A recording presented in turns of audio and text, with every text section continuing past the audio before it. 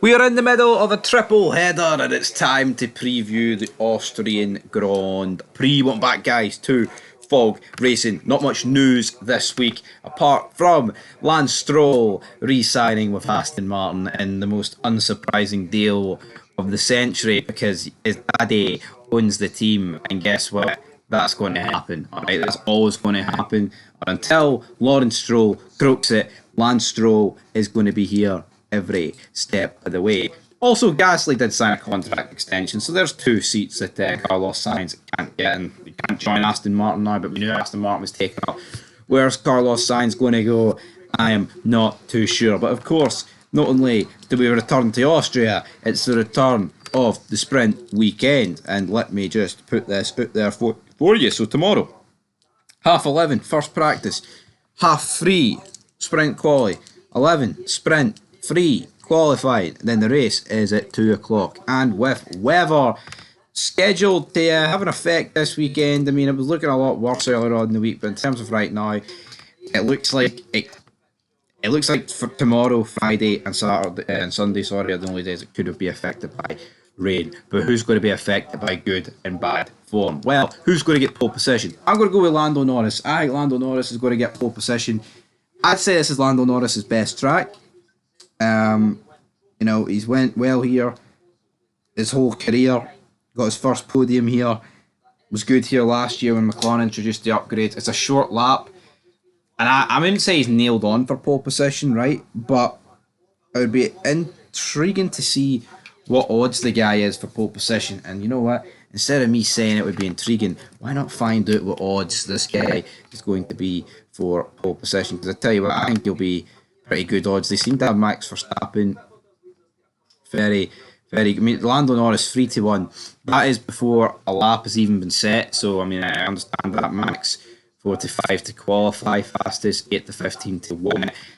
I think it will be Norris that gets pole position. As for the race, mixed up grid, I think potentially with rain, you never know. I'm going to go for Verstappen to win. The guy is inevitable, man. He's the best driver on the grid. And, you know, I know last season, the end of 22, oh, it's the car.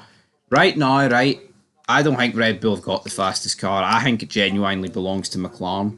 But the reality is, this guy's just that damn good.